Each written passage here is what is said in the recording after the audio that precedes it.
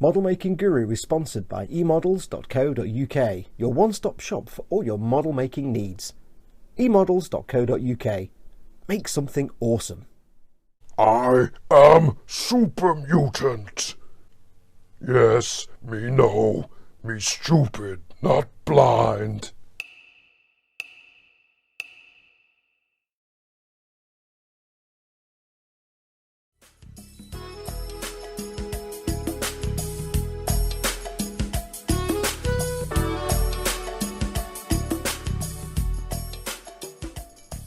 Hey everyone, it's Foxx from Model Making Guru here. Hello, welcome to the first of our Modiphius Fallout Wasteland Warfare figure builds and paints. Won't be too many episodes in this series, and probably won't be very long episodes, but we're going to build some, maybe all of them, but I'll do one or two at least, of the figures in the Wasteland Warfare set that was very kindly sent to me by John and the chaps at Modiphius. Very bizarrely, I went into a store today and was talking to someone in the store about these and Modiphius, and this chap comes up and says, "Did I hear you say Modiphius?" I said, "Yes." He said, "Oh, I work for them." What are the odds of that? Day after I get this, I meet someone, and I'm up north, and they're down south. So I think it was Chris. Chris, hello. Nice to meet you, matey. I think it was Chris. If I get your name wrong, Chris, I'm really sorry, because I've got a rubbish memory for names. But yes, so I was talking to him, and he says these are designed on computer and then made out into resin, because I was saying in the unboxing video, I don't know if these are like computer drawn and designed and they're all just sculpted by a dude, and he said no, they are done on computer, but the guy that does the sculpting and the designing is a genius, and I would agree with that. So anyway, let's crack on. So what are we going to do? Well, first off, we need to get everything off the sprue. So this will be a brief primer, not primer, but primer, if you know what I mean, on dealing with resin. Now, we're very lucky in these kits that they are beautifully sculpted and beautifully moulded. There's no major slip marks or casting faults or bubbles or anything like that. They're absolutely stunning. So we've not got too much work to do, but we have got some work to do. There's some little seam lines here and there we need to take off, and we need to remove any nub marks. Now, working with resin is very similar to working with plastic. The only real difference is, if you're going to sand this stuff, you absolutely have to wear a mask, because this stuff is highly damaging. It's when you sand it, it's like tiny little spicules, little spiky tiny particles of resin that will lodge in your lungs. Now, I'm not going to wear a mask when I'm doing this because I've only got a little bit of sanding to do and I'm doing it on camera. But if you're making models out of resin, even if they're just simple figures, when you get to the sanding part, for the love of dog, wear a mask. So we need to get these off the sprue first of all. There's also another stage we need to do, which I'll get to in a minute, when we've got these bits off the sprue, which you don't normally need to do with plastic model kits, or at least I've never had to do. So first thing you need to do is get them off the sprue, and this is just like normal, like a normal plastic kit. Use your nippers, but you want to leave, even if you don't normally, even if you've got the best nippers in the world that can cut right to the plastic and not damage it, when you're taking resin pieces off the sprue, you do want to leave a little bit of the sprue left behind. So just a little tiny amount like that. Now, it's very soft, it's not hard. You can use your normal plastic nippers, they'll be absolutely fine, but just leave a little tiny bit like that. Go easy with it. This stuff, unlike plastic, which can bend and got a bit of flex, this stuff is not in its normal form. It's not necessarily very flexible.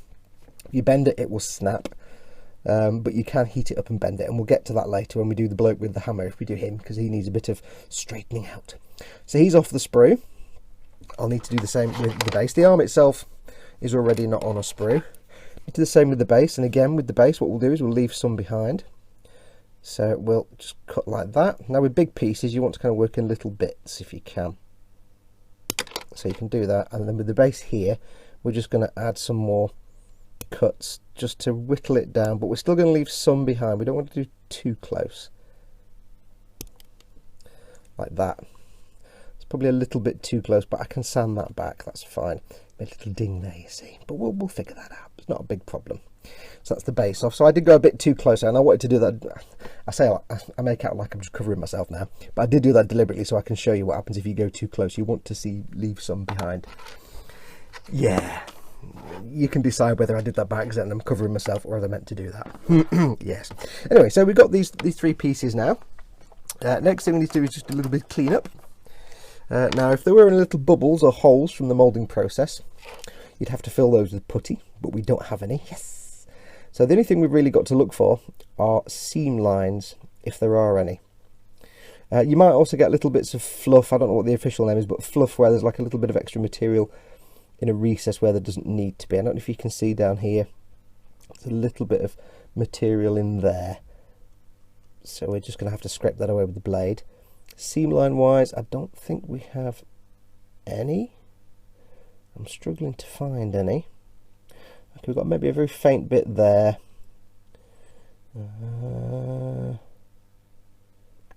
I'm really struggling to find any seam lines. Have we got any at all? No. I think there might be some on the feet, but luckily they blend in with the wrinkles in the fabric. So with a resin kit, although you actually want it to make it look as good as possible before you prime it and paint it, there are situations where you want to make less work for yourself. And if there is a seam or a mould line and it can be hidden, like there's a little one there, which I can't really hide, but there's one here, but it blends in with the fabric on the foot and looks like a fold or a seam in the material, so I can leave that one. But this one I just want to scrape. Now you could use if you've got a Citadel mould line removal tool, you could use that, but I find a blade is better for resin, just because it scrapes away at it a little bit. So we're just going to scrape that one ever so slightly, and that's got rid of it, to be honest. Now the thing is, we'll have a better look when it's primed. It's always difficult to see when it's like bare resin like this, where you need to do any tidy up. There's a little bit around this fabric here. It's a bit rough, but all we need to do is just very gently, for this piece, I hope it's in focus, I'm just going to scrape the blade along and just tidy up that little bit of fluff on the edge. Just like where you get a little bit of fuzziness around an edge or a little bit of extra material, you can just gently scrape it off with the knife. That bit down there, where was it? Here. A little bit in there, in that gap, so I'm just going to very gently scrape that out.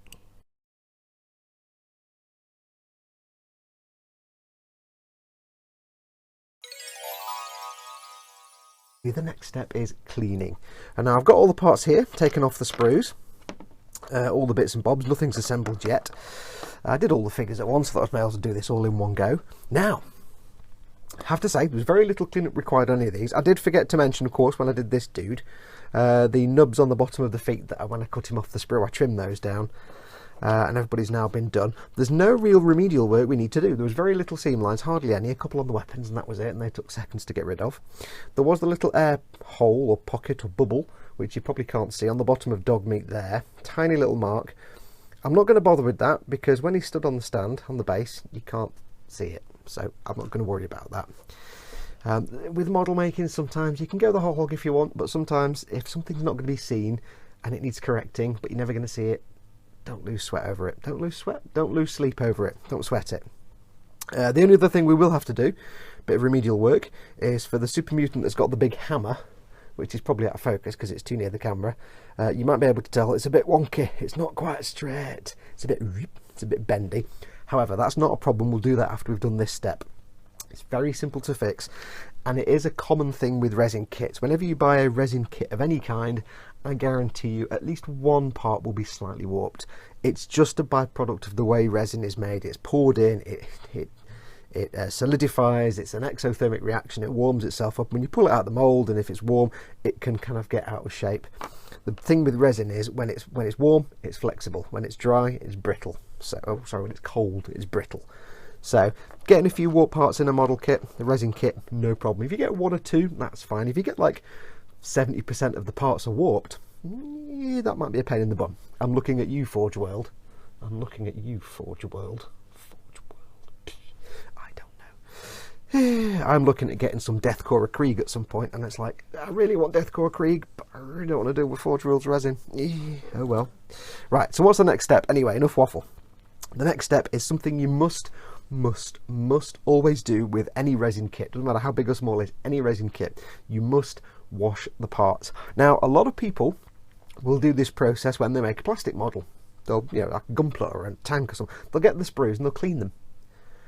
With plastic models, it's kind of completely pointless. It really is completely pointless. In all the years I've been making plastic models, I have never once had to clean a plastic model kit, and I've never had issues because I haven't cleaned them. The only kit I'm aware of that you need to actually clean, which is a plastic kit, is the 1/35 scale Dora, and that's because it's some special plastic ABS type stuff with mould residue on it and things that you do. And some very, very, very old vintage kits you probably will have to, but modern day plastic kits, you don't need to wash them unless you've got like really jammy hand jam hands and Ming and Cheeto powder and all kinds of, unless you're really grubby and you've covered them in crap when you're sort of building them, you don't need to clean plastic kits. But resin, you must, because when these are in the mould, if I can pick one up, when these are in the mould, then between the mould and the resin is what's called a mould release agent. It's something that makes sure the resin, when it's liquid, doesn't cure and stick to the side of the mould. It's important they do that. So they take it out of the mould, bang, there you go. But it may still have some of this mould release agent on. Now, if you try and paint a resin kit without cleaning it, and if it's got mould release agent on it, your paint is not going to stick. It's going to come straight off. So you must always clean resin kits, and I shall show you how to do that. So what do you need? Dead simple. 2 bowls, some washing up liquid, a piece of tissue, your pieces, and an old toothbrush. Yeah, not your normal toothbrush, and not your mum's toothbrush or your dad's toothbrush or your big brother's toothbrush or big sister's toothbrush, because you don't want to ever put this in your mouth again. And it's dead simple. All we have is 1 bowl with some slightly warm water, not hot, just a little bit warm, and normal washing up liquid, or as our colonial cousins call it in the US,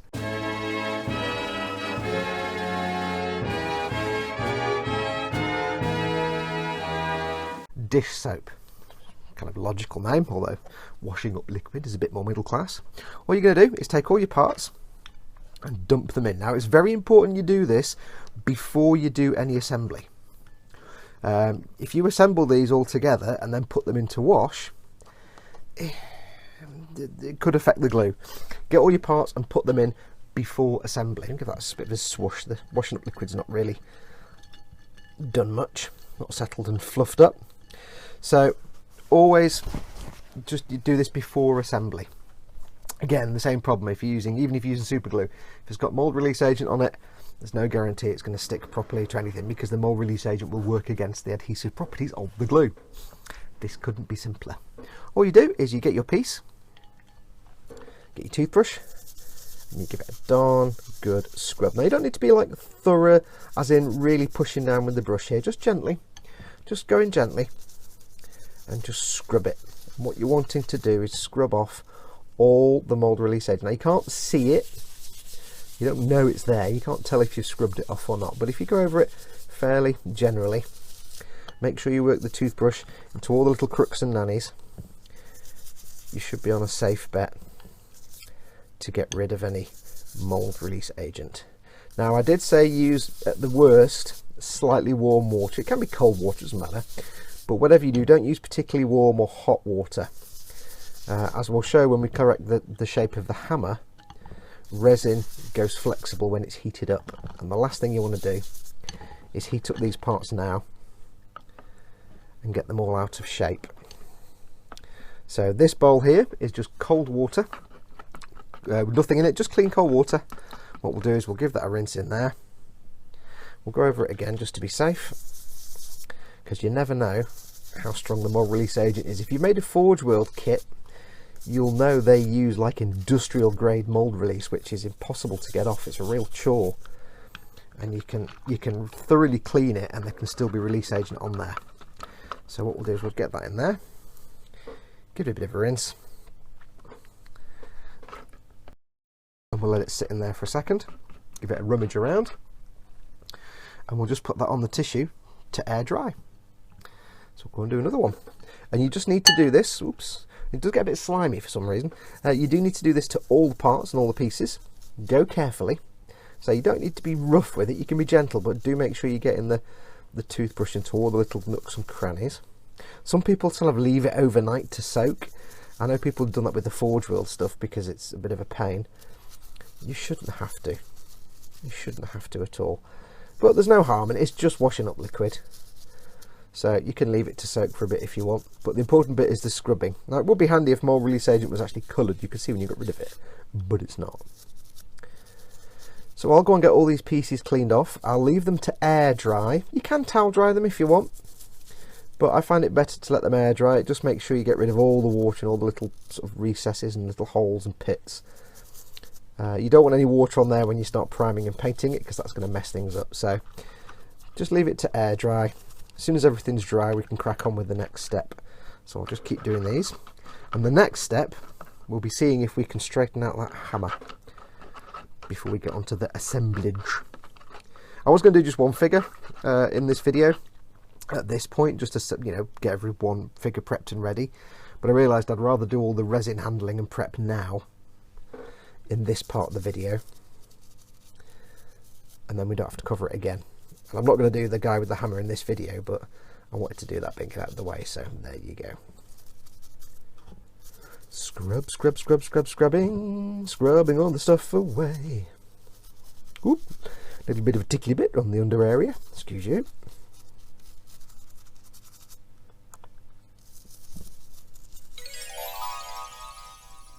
Okay, so while those bits are drying nicely, time to straighten out this wonky hammer. It is a bit wonky, isn't it? It's not quite straight. So dead easy, I've got myself some very hot water. You can use boiling water from the kettle if you want, but I'm just using very hot water from the tap. And all you do, take your piece, dunk it in. Don't burn yourself, obviously. It's not so hot that I'm going to burn myself. Sit it there for a few seconds.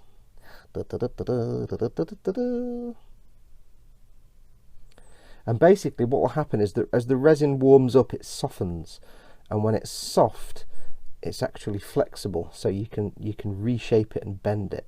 If you just try and do this without heating it first, it'll just shatter and snap. So let's give that a try, see if that's bendy. Oh yes, there we go, dead easy. All we need to do is just work it ever so slightly till it's straight again and lined up. Do a bit of that. Okay, it's just cooling off, so we'll give it some more hot water. Hot water. Let's see how long this takes. The beauty of this method is you can do it over and over again. As long as it's hot and heated up, it's not going to snap. So you can repeat as necessary. So if I just do that and hold it there for a second,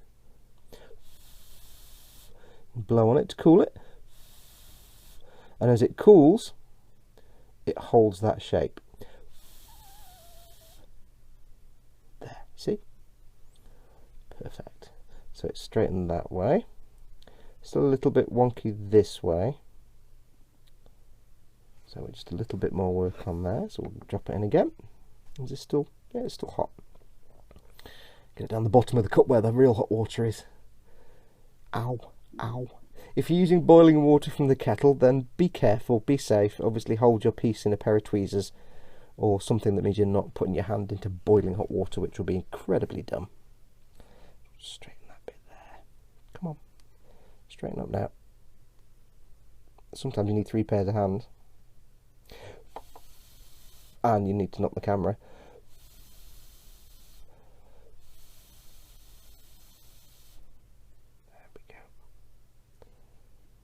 That's now looking much straight. I still need to straighten it this way a bit, so we'll just give it a second. Blow on it.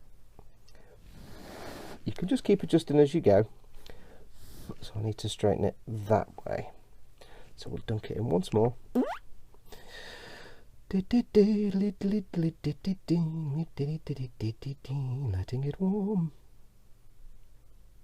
This is why when you make a resin kit, like I said before, you can't clean the parts in hot or warm water, really warm water. And also, when you're drying things, like you're drying layers of paint and stuff, you kind of have to be really careful about using a hairdryer. Give that a blow. So I've pushed that bit now, I didn't want to do that. So we've still got a bit of a curve down there because I bent it while I was doing the other bit. So I'm just going to dip it in the water again.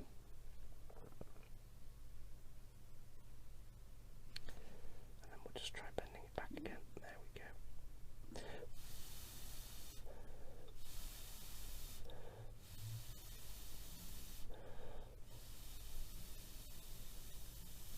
So it can take a while, a little bit of futzing back and forth, especially for things like swords or hammers like this, stuff like that. It can take a little bit of wiggling backwards and forwards.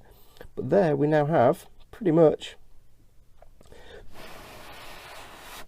a nice, or maybe not 100% perfect, a little bit more work to do, but a much straighter hammer. And what that also means is, because I've moved these arms a little bit, they should fit onto the torso a bit better, because they weren't quite fitting because this arm was in the wrong place. So hopefully that should mean that when it comes to actually putting the arm together, it should fit much better. So I'll go off and do some last minute tweaks to this. When we've done this bit, we just need to glue everything together, and then we can get it primed and start with the painting.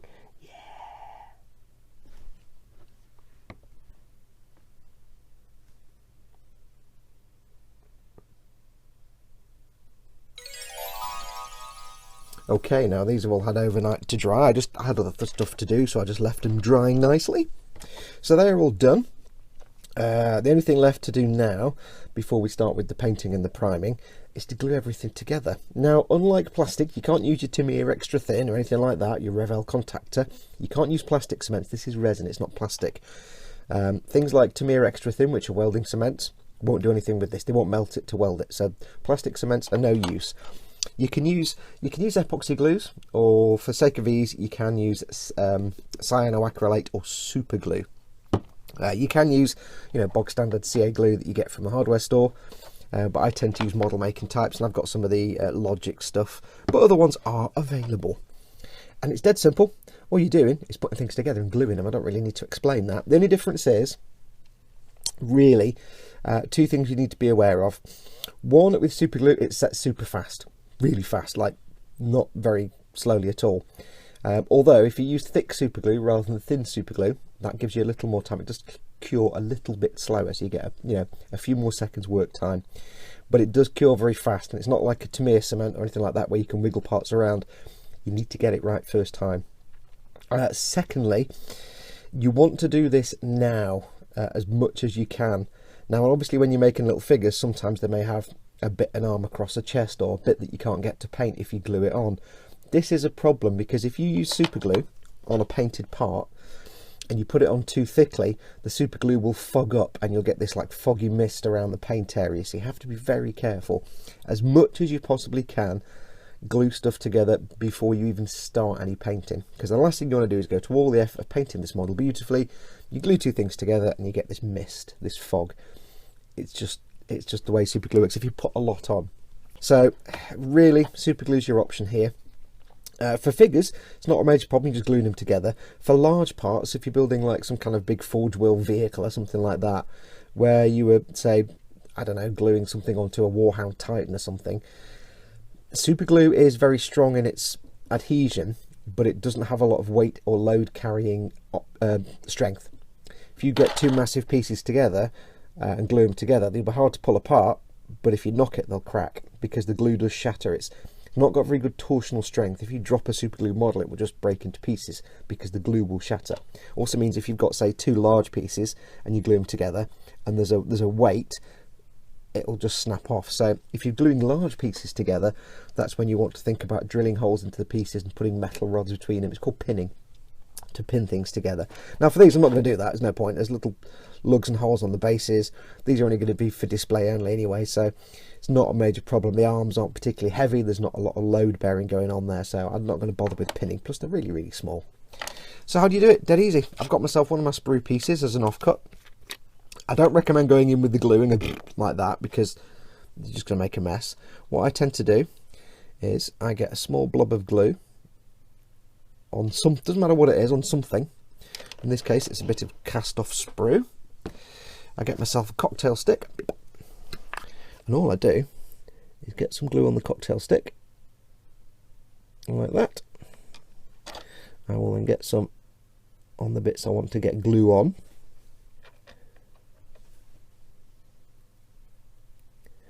and simply put everything together. So we'll just line him up there, push him down, hopefully he'll go in, because I haven't dry fitted him yet. Hopefully he will go in, he says again. Go on. There you go. See, he is now on. Need to push him down a bit more. There we go. So he's now on his base. Perfect. That glue will take a few seconds to cure, and that'll be cured and it'll be on there now. Now, like I say, with super glue you can pull things apart again. It is possible that you could yank this out and it would shatter if you pulled it hard enough. But there's also the risk you'll damage the resin figure. So he's not going to come off anytime soon. If I wanted extra strength, I could have put a bit more glue on the base of his feet. But what I'm conscious of is if you put a load of glue on the bottom of his feet and push him down, it's going to splooge out and then you've got blobs of glue everywhere. So when it comes to doing things like the arms, you've got to be very careful. So his foot is kind of hovering off the ground a little bit there, which is not brilliant. But I think that's just because the peg was a little bit too long. But once we've got some weathering and stuff on there, you won't really notice. It's not the end of the world. He's got proud arches, what can I say? So that's him glued on. I need to go and glue on all the rest of the figures onto their bases and get all our arms and things put on. So I'll go off and do that. I don't think I really need to go too much more into depth about how to glue things together. Just use small amounts of glue, especially for things like the arms where you've got a hole and then on the arm you've got a peg. Just make sure, do lots of dry fitting first, make sure everything fits and goes together well. And get it right, because when you put it together you've got to get it right first time. You can't be moving things around, so make sure you know how things go together and just take your time. So I'll go and get all these things glued up. Ping. And then when we come back, I'll just show you these glued together, and we'll call this an episode because this is just the how to do resin thing. In the next episode we'll do the painty. So I'll go and get all these done. Back in a moment. Okay, one last bit I want to show you before we move on. Now I've done all the figures, glued them all together, and this one is fine. Dog meat is fine. Nora is fine. The arms glue on here and here. There are visible gaps. However, it just looks like the difference between her shoulder armour and the suit and the Pip-Boy in the suit, so that's fine. This dude here, you've obviously got these seam lines here where the arms glue together. However, he's actually got fur or material under the armour here, under this steel armour. So you can kind of get away with that as just painting the border between the fur and the actual skin. There's like fur or cloth or something. And if you actually look at the publicity shots on Modiphius' site where they show the fully painted, professionally painted miniatures, they leave these in, they don't try and fill them. And on this chap, we have a seam line here at the top of the muscle where the arm joins together. Now, you could, if you wanted to, get yourself some putty or green stuff or whatever you want to use and fill these in. I'm not going to, because I'm just building these for the review. I'm not going too in depth in them.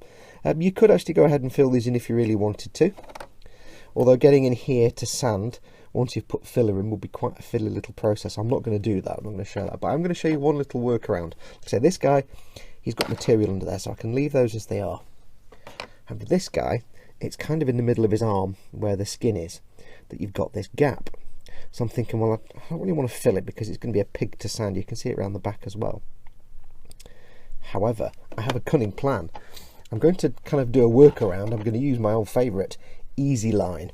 Now, for those of you who don't know, this is basically a rubbery thread.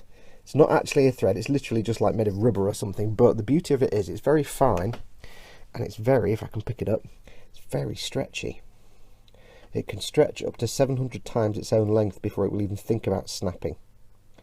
And it's used by model railroaders or model railway builders to do things like telegraph wire and things like that, just for its super stretchability. So what we're going to do is we're going to put some of this on his arm around that gap, just to make it look like there's string or rope or something around his arm. Bit of a cop out, but anything is, you know, anything creative is a good way of doing things. There's no hard and fast rules.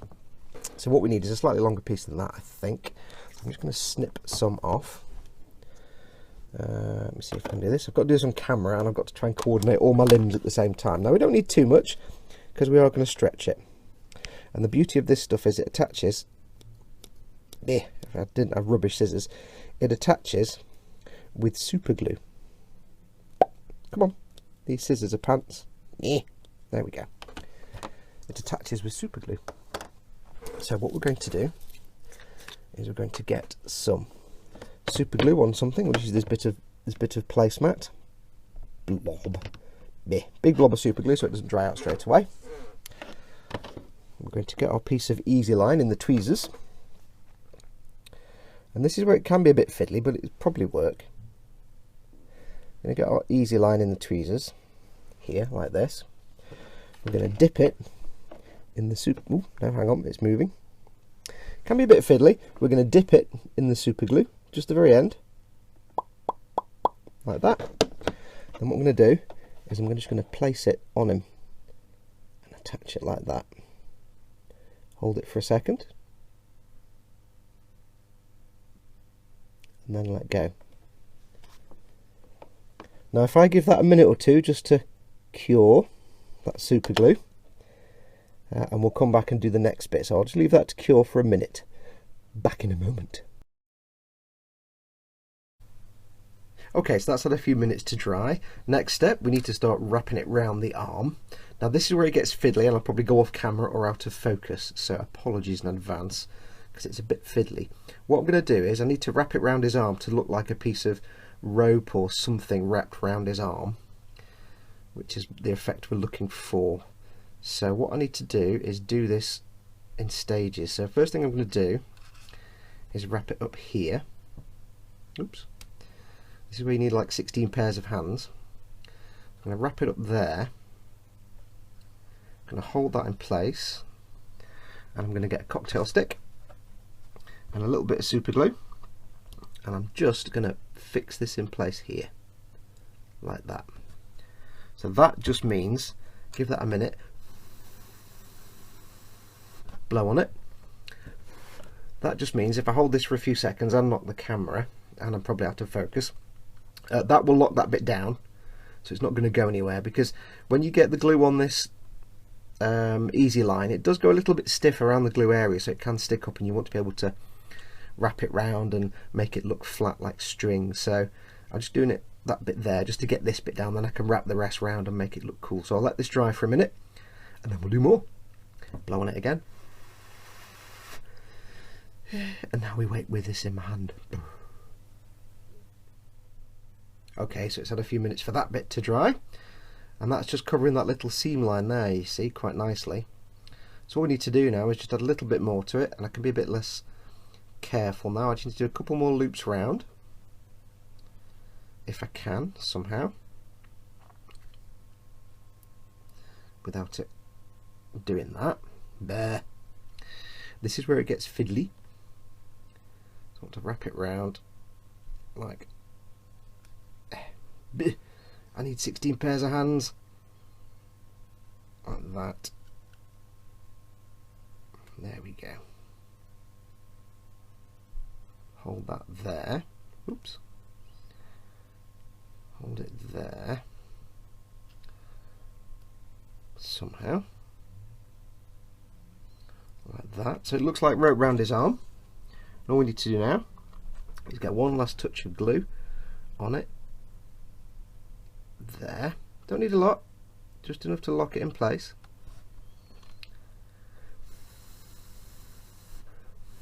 And I hope all that was on camera. So again, I'm just going to hold this for a moment. And also I forgot to put my microphone on, my apologies. So if this bit is a bit quiet, that's why it's a bit quiet. And the last bit, it's just sat there on the side of the desk. I can see it, it's just there. Spoon! So, we'll let that dry. When it's dry, I'll just snip it back so there's nothing sticking out. And then we'll see how we've done covering up, if not necessarily covering up, but making less obvious the seam line between the two parts. And that should be just for the building part. So, I'm back in a moment. Okay, and with the glue dried, and I've snipped it back with the scissors, you can see now, it just looks like rope or string or twine around his arm. And it just goes to show that, you know, you don't always have to resort to fillers and putties and things when there's a gap or a seam that you need to hide in a model kit, especially on figures. Because his armour has got lots of bits of rope and twine holding it all together, that fits perfectly with the ethos and the sort of the feel of his outfit. So it's a perfect fit. It's cobbled together armour and rags, so that's a brilliant fit. And you could use thread for this, like really fine sewing thread, but I wouldn't actually recommend that, because the problem is when thread gets wet, if you get glue or paint on it, it can go all fuzzy and fluffy, and all the fibres can start to sort of fluff out, and it just looks like pants. So if you can, get online, have a hunt around. It's hard to find. Have a hunt around for some easy line. I use the heavy easy line, but there's also really fine. And it just goes to show that things like easy line, they're not just for making power cables or barbed wire fences, or, you know, you might see it used for rigging on ships or antenna wires on U-boats and planes and things like that. It's not just for that, it's for whatever you need to use it for. Whenever you need a rope or a string or a cord, anything like that, and you want it to look not fluffy, there you go. So I think that's come out really well. It's hidden that seam line completely. Now if I was doing, say, Nora, like I said before, her seam line is here at the top of the arm where the armour starts or stops, and right behind the Pit-Boy. Behind the Pit-Boy, don't care, you can't see it, it'll be hidden by, it's where the Pit-Boy starts, that's fine. Here it's a little bit noticeable, but let's be honest, this is a tabletop miniature. If you're playing it in a game, it doesn't matter. You're not going to be, people aren't going to be scrutinising it. It's a nice divide between the shoulder armour and the sleeves, so you can hide that with the painting. It doesn't really matter. And same with this guy. You know, it's where the rags stop and his skin starts, so it doesn't really matter. If you're making like a, you know, golden demon, well, obviously not a golden demon because it's not Warhammer, but if you're making like a tournament quality figure for display only, then, you know, you could maybe start to fill those in with some putty. But I'll be honest with you, figures this small, you're going to have real trouble getting something in there to do the sanding. So yeah, it's just not worth the hassle. Just take pleasure in the paint job that you do on it, and don't worry about little gaps. If you can fill it in easily, fill it in. If it's not that easy, it's not worth it on something this small. So that's everyone assembled, and that's going to do us for this show. So just to recap, because this was really done as a how to work with resin thing, just remember, take them off the sprues as you normally would, but when you've got big thick attachment points, go easy, leave some sprue left on the piece, and then very slowly, very carefully trim it down with your blade and sand it. Remember that sanding it can leave sanding marks a bit more than you would with plastic, so make sure you work your way up the grits to get smoother and smoother so you get rid of any sanding marks. Remember to always wash your resin pieces before you assemble. Get them washed, get them scrubbed. Normal washing up liquid is fine, just so the paint will stick properly.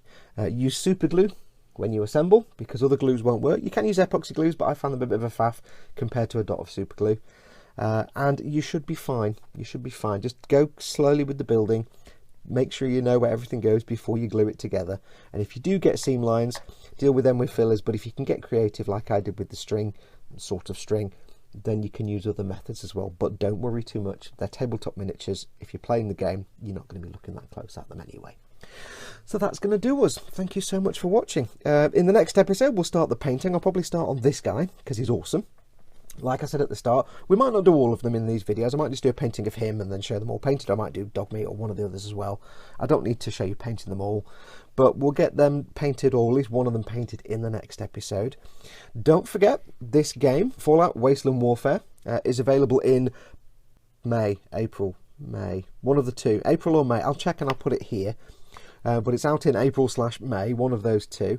But it is available for pre-order now, so pop over to modiphius.com or modiphius.net, both work.